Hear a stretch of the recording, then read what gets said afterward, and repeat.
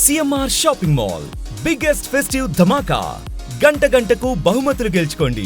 నమస్తే, నేను విజయ్. ఈ నెల 3వ తారీఖున పవన్ కళ్యాణ్ వారాహి సభలో ప్రసంగించబోతున్నారు. ఎన్నికల అనంతరం జరుగుతున్నటువంటి తొలి వారాహి సభ.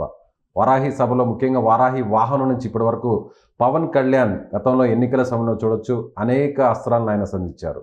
సో ఇప్పుడు పవన్ కళ్యాణ్ అదే వారాహి వాహనం నుంచి ఏం మాట్లాడబోతున్నారు, ఎలాంటి అస్త్రాలను సంధించబోతున్నారు, దీనిపైన విశ్లేషణ చేయడానికి మనతో పాటు పొలిటికల్ అనలిస్ట్ చందు శ్రీనివాస్ గారు ఉన్నారు. శ్రీనివాస్ గారు నమస్తే. నమస్కారం అండి. సో ఈ ఎన్నికల తర్వాత చాలా డిసిప్లైన్డ్గా డిప్యూటీ సీఎం హోదాలో పవన్ కళ్యాణ్ గారు వెళ్తున్నారు. సో రేపు వారాహి వాహనం మీద నుంచి ఎవరిని టార్గెట్ చేయబోతున్నారు, ఎలాంటి అస్త్రాలని సంధించబోతున్నారు?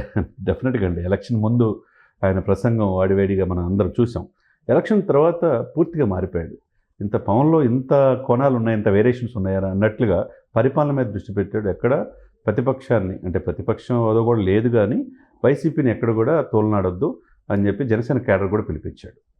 కక్షపూరిత ధోరణి ఉండదు, అప్పుడు ఎలక్షన్లో మాట్లాడని తప్పితే అన్నాడు. ఆ విధంగానే ఆయన ఫుల్ఫిల్ చేశాడు అనుకోవాలి. ఏది తీసుకున్నా ఆయన శాఖలన్నీ కూడా గ్రామీణాభివృద్ధి కావచ్చు, పంచాయతీరాజ్ కావచ్చు, సైన్స్ అండ్ టెక్నాలజీ, పర్యావరణం కావచ్చు, ఏది తీసుకున్నా దానికి ఆ పదవికి వనే తెచ్చాడు అనుకోవాలి. గత ఎన్నికల సమయంలో వారాహి యాత్ర ఎంత పవర్ఫుల్గా జరిగిందో మనకు తెలుసు. వారాహి వెహికల్ మీద నుంచి ఆయన ప్రతి ఒక్క అంశాన్ని కూడా టార్గెట్ చేశారు. మనకు ముఖ్యంగా వాలంటీర్ల ఇష్యూ కావచ్చు, అక్కడ కాకినాడకి సంబంధించినటువంటి ఎమ్మెల్యే ఇష్యూ కావచ్చు, అలాగే అనేక విషయాల మీద ఆయన లేవనెత్తారు. అలాగే మహిళలకు సంబంధించినటువంటి కిడ్నాపింగ్ జరుగుతుంది, ఇవన్నీ కూడా క్రైమ్ ఇష్యూస్ అంతా కూడా ఆయన లేవనెత్తారు. అయితే ఇప్పుడు మళ్ళీ ఆ వెహికల్ మీద నుంచి ఆయన మాట్లాడబోతున్నారు. అంటే వైసీపీని ఏమైనా టార్గెట్ చేయబోతున్నారా? జగన్మోహన్ రెడ్డి ఏమైనా టార్గెట్ చేసే పరిస్థితి ఉంటుందా? డెఫినెట్గా ఉంటుంది. ఎందుకంటే ఇప్పుడు పరిపాలన పూర్తిగా దృష్టి పెట్టాడు. ఇప్పుడు హిందూ సనాతన సాంప్రదాయం అనేది ఒక చాలా గొప్ప విషయాన్ని లేవనెత్తుకున్నాడు. దానికి ఒక వ్యక్తి పవనే సూటబుల్ సూటబుల్ పర్సన్ పవన్ ఒక్కడే అని చెప్పి దేశవ్యాప్తంగా చర్చకి దారితీశాడు.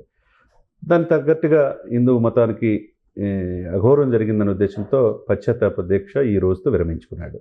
అందరి తరపున 100 కోట్ల మంది ప్రతినిధిగా ఈరోజు 11 రోజుల నియమ నిబంధనలతో మాలేసుకొని ఈరోజు వెంకటేశ్వర స్వామి సన్నిధిలో ఆ దీక్ష విరమించాడు. ఓకే, ఇక మీద ఏం చేయబోతున్నాడు? ఇప్పుడు వరకు అదొకటి రోల్ అయితే, 2 ఈరోజు వారాహి అంటే రేపు జరగబోయే వారాహి యాత్రలు ఏం మాట్లాడబోతున్నాడు? ఈరోజు తిరుమల పూర్తిగా ఏం జరుగుతుంది, అధికారులతో సమావేశాలు ఉన్నాయి.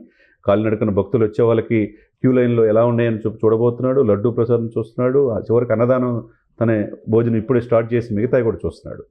ఈరోజు నైట్ అక్కడ ఉండి రేపు సాయంత్రం అక్కడ బాలాజీ సర్కిల్లో వారాహి సభ జరగబోతుంది. అంటే మీరన్నట్టు గత వారాహి సభల్లో లేవనెత్తిన అంశాలు మిగతా పార్టీలకు ఆ రోజు దశాబ్దాల తరబడి పార్టీలు పరిపాలించిన ఎందుకు లేవనెత్తిన అంశాలని పవన్ కళ్యాణ్ గారు లేవనెత్తారు. ఎందుకంటే కాకినాడ పోర్ట్లో తెలుసు లక్షల టన్నులు ఇతర దేశాలకి, బంగ్లాదేశ్ కావచ్చు, ఆఫ్రికా కంట్రీస్ కావచ్చు, మనకి ఇవ్వాల్సిన, పేదలకు ఇవ్వాల్సిన బియ్యాన్ని సరఫరా చేసేవారు అక్రమంగా. దాన్ని ఆయన ఆ రోజు పాయింట్అవుట్ చేశాడు. చివరికి సివిల్ సప్లై మంత్రి యాదృచ్ఛికంగా మనోహర్ గారు ఉండటం 55,000 మెట్రిక్ టన్నులని సీజ్ చేశారు. ఇప్పుడు దాని మీద కేసు ఫైల్ అవుతుంది. ద్వారంపూడి చంద్రశేఖర్ రెడ్డి మీద అభియోగాలు ఉన్నాయి. ఆయన చెప్పింది ఇంప్లిమెంట్ చేశాడు. అదేవిధంగా అక్రమంగా రెడ్ శాండిల్స్ చూసాం కదా, మరి నేపాల్ బార్డర్లు దొరికినాయన్నీ కూడా లారీ చివరి కడపలో జరిగిన, తిరుపతి దగ్గరలో జరిగిన, ఎక్కడ కూడా ఎర్ర చందనం స్మగ్లింగ్ చేయాలన్నా, అవి కొట్టాలన్నా వీళ్ళందరికీ కూడా నిద్రలేని రాత్రులు గడిపిస్తున్నాడు. అంటే ఫుల్ పవర్స్ ఇచ్చేసి అటవీ శాఖ మంత్రిగా అడవులను సంరక్షిస్తున్నాడు. ఇకపోతే మూడోది వాలంటీర్ల వ్యవస్థల లోపాలు ఎత్తి చూపాడు.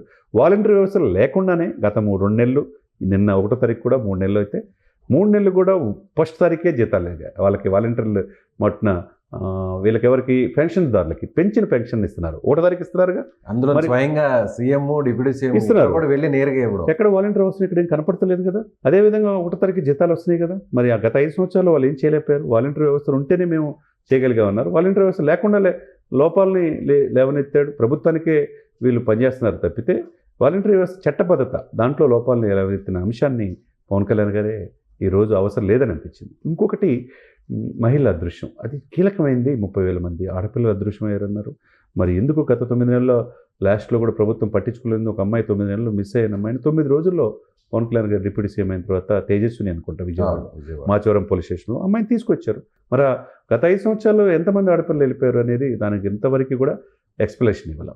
ఏదైతే ప్రధాన అంశాలని ఆయన దృష్టిలో పెట్టుకున్నాడు ఆ విధంగానే ముందుకు వెళ్తున్నాడు. ఇప్పుడు రేపు జరగబోయే వారాహి సభలో ఈ 100 రోజుల పరిపాలన మీద ప్రభుత్వం ఏం చేసింది, ఎంత ప్రజలకు దగ్గర అయింది అనేది చెప్పొచ్చు. ఒకటి అంటే సనాతన ధర్మానికి సంబంధించినటువంటి ఇష్యూ మీదే మాట్లాడతారా?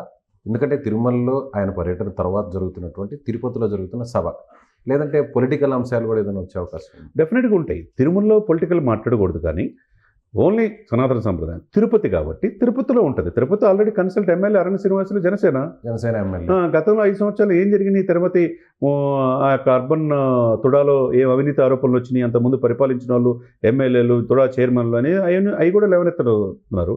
ప్రపంచంలో ఆధ్యాత్మిక నగరంగా విరాజిల్లుతున్న తిరుపతి పవిత్రని కాపాడుకోవాలి కదా. అటువంటి తిరుపతిలో వరాసభ పెట్టి ఒకవైపు హిందూ సనాతన సంప్రదాయంతో పాటు అక్కడ జరుగుతున్న దాని మీద సెంట్రల్ లెవెల్లో బోర్డు వేయాలని మోదీ గారి దృష్టికి తీసుకొస్తాననే విషయాన్ని చెప్తారు డెఫినెట్గా.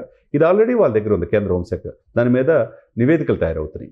హిందూ సనాతన సంప్రదాయం 100 కోట్ల మందికి హిందువులకి ఏదైనా ఇబ్బంది జరిగితే ప్రశ్నించే ఒక బోర్డు ఉండాలి అని అది జరుగుతుంది. దాంతోపాటు రాష్ట్రంలోని సమస్యలు, ఇప్పుడున్న నిర్లక్ష్యంగా ఎవరైతే వైసీపీ ప్రభుత్వం ఉందో వాళ్ళు ఆరోపణలు చేస్తున్నారో వాళ్ళకు కూడా కౌంటర్ డెఫినెట్గా ఇచ్చే అవకాశం స్పష్టంగా ఉంది. సో ఇప్పుడు జరగబోతున్నటువంటి ఈ వారాహి సభలో కేవలం జనసేన పార్టీకి సంబంధించినటువంటి నాయకులు, కార్యకర్తలే హాజరవుతారా, లేదంటే కూటమి నాయకులు కూడా ఏదైనా ఆహ్వానం ఉండే అవకాశం ఉందా? టీడీపీ, బీజేపీకి సంబంధించినటువంటి లీడర్స్ అంటే వాళ్ళు కూడా ఇష్యూ మీద అక్కడ పోరాటం చేస్తున్నటువంటి పరిస్థితి మనకు తెలిసింది తిరుపతిలో.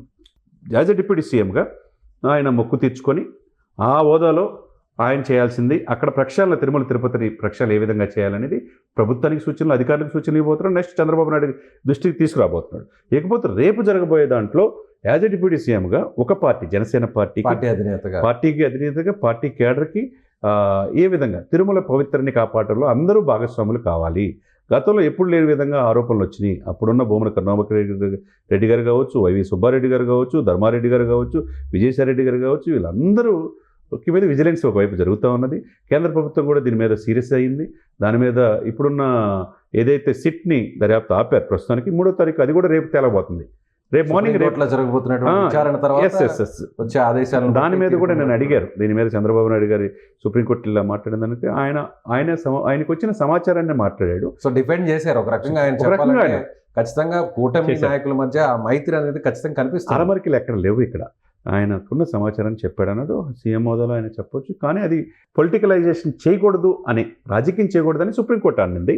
దానికి ఏదైనా జడ్జిమెంట్ అనేది రేపు 3వ తారీఖు వాళ్ళు ఏం చెప్తారని ఎదురు చూస్తున్నారు. రేపు ఉదయం తెలియచ్చు, రేపు సాయంత్రం దాన్ని బట్టి మాట్లాడే ప్రసంగం కూడా దాన్ని బట్టి ఆధారపడి ఉంటుంది. ఏదేమైనా కానండి, రాజకీయాలు హుందాగా ఉండాలి, కక్షపూరిత ధోరణిలో ఉండకూడదు, ప్రజలకి మేలు చేయాలి. అది పరమ పవిత్రమైన తిరుపతిలో ఏం చెప్పబోతున్నాడు రేపు అంటే ఇప్పుడు ఒక లెక్క, ఈ 100 రోజుల పాలనలో ఒక లెక్క, రేపు వారాహి సభలో ఇంకొక లెక్క అన్నట్టుగా ఉండొచ్చా? డెఫినెట్గా ఉంటుంది. ఆయన నాట్ ఓన్లీ ఇప్పుడు ఆంధ్రప్రదేశ్, నేనైతే ఆంధ్రప్రదేశ్కి అనుకోట్లా, ఒక దక్షిణ భారతదేశంలో ఒక గొప్ప హిందూ సనాతన సాంప్రదాయాన్ని కాపాడే గొప్ప యోధుడిగా కనపడుతున్నాడు పవన్ కళ్యాణ్ గారు. కాబట్టి అందరి చూపు ఆయన వైపే ఉంది. రేపు ఏం మాట్లాడతారనేది మొత్తం మీడియాతో పాటుగా మేధావులు, విఘ్నులు యొక్క ఆలోచనలు కూడా రేపు ఏం మాట్లాడబోతున్నాడు అనేది ఉంది.